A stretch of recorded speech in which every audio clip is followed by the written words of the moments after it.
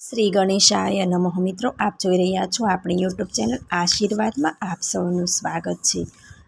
વ્યક્તિ ભલે પોતાનું નિત્ય કામ કરે, પરંતુ જો મન શુદ્ધ, વિચાર પવિત્ર અને વાણી નિર્મળ રાખે તો પ્રભુ તેને તે આપોઆપ પ્રાપ્ત થઈ જાય. અને જે આપણા નસીબમાં હોય તે આપણને અચૂક જ મળે. આપણા હાથમાં હોય તે બીજો લઈ શકે, પરંતુ જો આપણા કપાળમાં જે લખેલું હોય તે નસીબ કોઈ પણ વસ્તુ લઈ શકે નહીં. આપણને જે પ્રાપ્ત થવાનું હોય તે થાય જ. એ સમજાવવા માટે એક વાર્તાના સ્વરૂપે આપણે આ વિડીયોમાં સાંભળીએ. શાસ્ત્રોના વચન પર વિશ્વાસ. જો આપને મારો વિડીયો પસંદ આવે તો લાઈક કરજો, શેર કરજો, અને પહેલીવાર જો આ વિડીયો આ ચેનલમાં જોઈ રહ્યા હોય તો સબસ્ક્રાઈબ કરજો, જેથી મારા નવા વિડીયોની માહિતી તુરંત આપ સુધી પહોંચે. એક વહેલી સવારે ઋષિએ કુમારોને પોતાના આશ્રમના આંગણામાં બેસાડ્યા. દૂરથી કોઈ સવારી આવતી હોય એવું લાગતું હતું. વિષ્ણુ શર્માએ કુમારોને પૂછ્યું, તમને કંઈ સંભળાય છે? કેટલાકે કહ્યું કે ઘેરો ભયંકર અવાજ સંભળાય, તો કેટલાકે કહ્યું જાણે મેઘ ગરજતો હોય એમ સાગર ગરજતો હોય. કોઈકે કહ્યું કે સિંહની ગર્જના જેવો અવાજ લાગે. કોઈ કહે કે સિંહની ગર્જના તો ઘણી ભયંકર હોય છે, આ તો એનાથી પણ કંઈક ભયંકર અવાજ છે. તો એક કુમારે કહ્યું, લાગે છે કે કોઈ નવતર પશુ જંગલમાં આવ્યું છે. ગુરુજીએ કહ્યું, આમ આશ્રમમાં બેઠા બેઠા ગભરાશો નહીં તો તમે રાજ્ય કેવી રીતે કરશો કુમારો?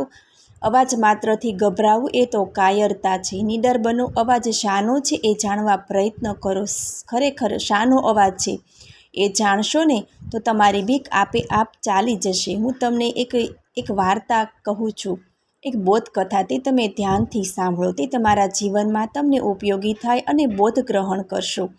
મારે તમારું એવું ઘડતર કરવું છે કે તમે કાચા હીરામાંથી પ્રકાશ વેરતા વેપારી હીરા બનાવીને તમારા પિતાજીને મારે સોંપવા છે. હું તમને એક કથા કહું છું કે શાસ્ત્રોના વચન પર વિશ્વાસ. કોઈ એક નગરમાં એક વાણિયો રહેતો. મનોહર શેઠ નામે પ્રખ્યાત હતો. તેને એક પુત્ર હતો. પુત્ર લાડકોરમાં બહુ ઉછેર્યો હતો. એકનો એક પુત્ર, તેથી શેઠાણીને પણ બહુ વહાલો હતો.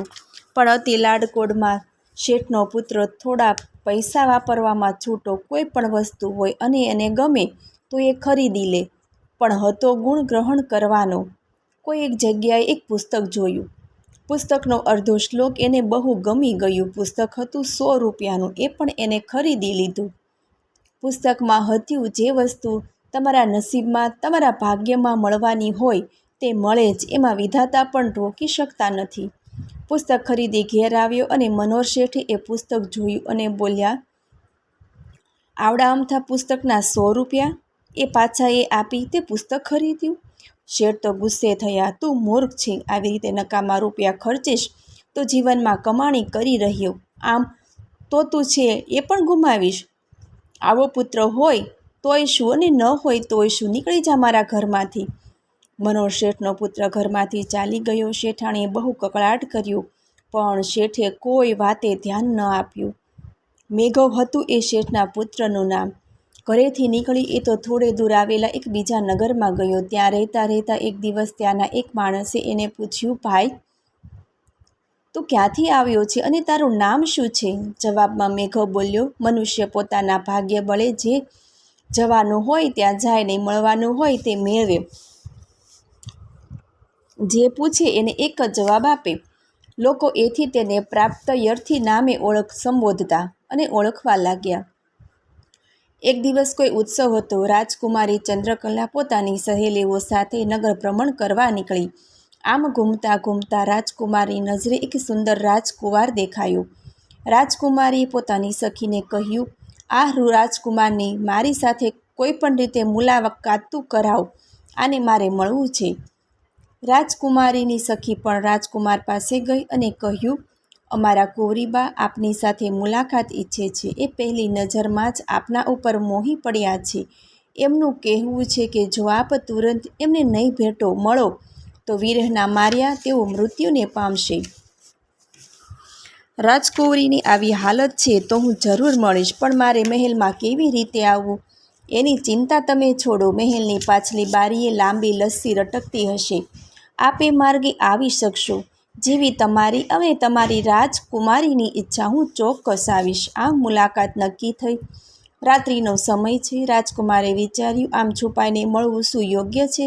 શાસ્ત્રમાં કહ્યું છે, ગુરુપત્ની, ગુરુ મિત્રપત્ની, સ્વામી કે સેવકની સ્ત્રી, આવી કોઈ પણ સ્ત્રી સાથે એકાંત સેવવું એ અપયશ આપે છે. આમ માની રાજકુમાર મહેલે ગયો નહીં. સંજોગો વસાત પેલો વણિકપુત્ર મેઘવ ત્યાંથી પસાર થયો. લટકતું દોડું જઈ કુતૂહલવશ એ દોડાને સહારે ઉપર મહેલમાં ગયો. રાજકુમારીએ માન્યું રાજકુમાર આવ્યો છે. એણે તો વણિકપુત્રનો ખૂબ આદર કર્યો. સ્વયં એક જ શૈયામાં બેઠા વાત કરવા ઉત્સુક રાજકુમારી બોલી, હું આપના દર્શનથી ધન્ય થઈ, પણ આપ તો કાંઈ બોલતા જ નથી. હવે તો આપણે પતિ પત્ની થઈશું. જવાબમાં વણિકપુત્ર મેઘવ બોલ્યો, મનુષ્યને પ્રાપ્ત થનાર વસ્તુ મળે જ એવા વિધાતાના લેખ છે. વાત સાંભળી રાજકુમારી ચોંકી. અરે, આ તો પેલો પ્રાપ્તવ્યર્થી! રાજકુમારીએ તો તરત જ વણિકપુત્રને મહેલની અટારીએથી સીધો નીચે ઉતારી દીધો. મહેલથી નીકળેલો મેઘવ એક ખંડેર જેવા મંદિરમાં સૂઈ ગયો. હજી તો એ માંડ સૂતો હશે ત્યાં એક સ્ત્રીનો પ્રેમી નગર રક્ષક હતો તે ત્યાં આવ્યો. વણિકપુત્રને ત્યાં જોઈ એણે કહ્યું, ભાઈ, તું નજીકમાં મારું ઘર છે ત્યાં જઈને સૂઈ રહે. મેઘવ પછી નગર રક્ષકને ઘેર ગયો. નગર રક્ષકની પુત્રીને પણ એક પ્રેમી હતો, એ અત્યારે આવવાનો હતો. મેઘવને આવેલો જોઈ નગર રક્ષકની પુત્રી સમજી કે પોતાનો પ્રેમી આવી ગયો. એણે મેઘવની સાથે ગાંધર્વ વિધિથી લગ્ન કર્યા.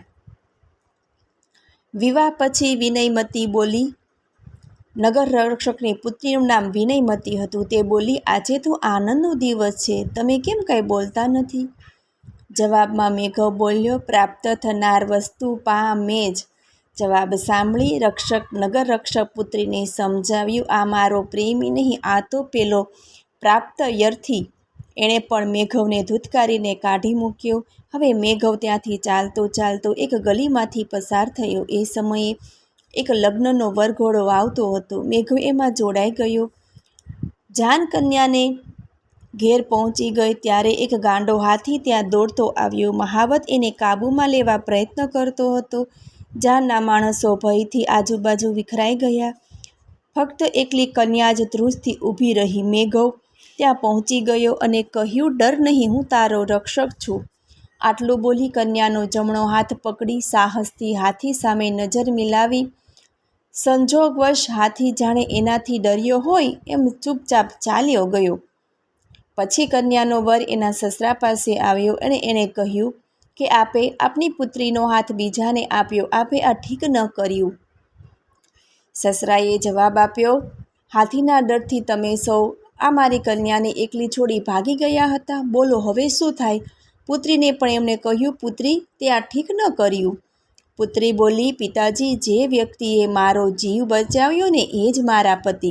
આમ વાદ વિવાદમાં રાત વીતી. બીજે દિવસે વાત મળતા રાજકુમારી પણ ત્યાં આવી. રાજાજી પણ આવ્યા. તેમણે વણિકપુત્ર મેઘવને કહ્યું કે નિર્ભય થઈને જણાવો, વાત શું છે? મેઘવે તો ફક્ત એટલું જ કહ્યું કે મનુષ્યને પ્રાપ્ત થનાર વસ્તુ પામે જ.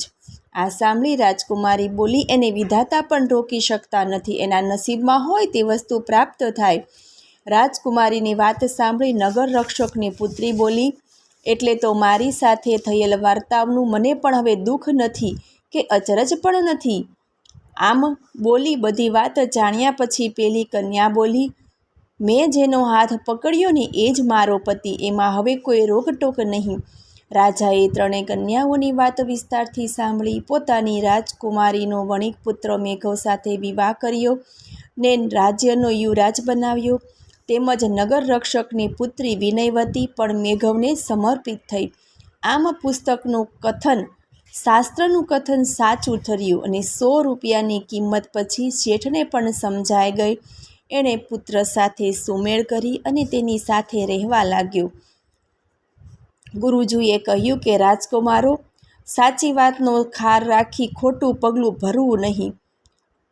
વાણીએ લોભથી છોકરાની વાતને ખોટી ઠારી, પરિણામે છોકરાની સમજ સાચી ઠરી. શાસ્ત્રોના વચન પર વિશ્વાસ રાખનાર વણિકપુત્ર છેવટે સુખ સમૃદ્ધિને રાજ પણ મેળવી શક્યો. ગુરુદેવની વાતથી રાજકુમારો પણ ખુશ થયા અને બોધદાયક વાતો માટે હજુ ઈચ્છા કરવા લાગ્યા અને તેઓને પણ સમજાયું કે આપણને જે પ્રાપ્ત થયું હોય અને જે પ્રાપ્ત થવાનું હોય અને વિધાતાએ જે આપણા નસીબમાં લખ્યું હોય તે આપણને જરૂર પ્રાપ્ત થાય જ છે. મને સાંભળવા બદલ ધન્યવાદ. જો આપને મારો વિડીયો પસંદ આવે તો લાઈક કરજો, શેર કરજો અને પહેલીવાર જો આ વિડીયો આ ચેનલમાં જોઈ રહ્યા હોય તો સબસ્ક્રાઈબ કરજો, જેથી મારા નવા વિડીયોની માહિતી તુરંત આપ સુધી પહોંચે. ધન્યવાદ. જય શ્રી કૃષ્ણ.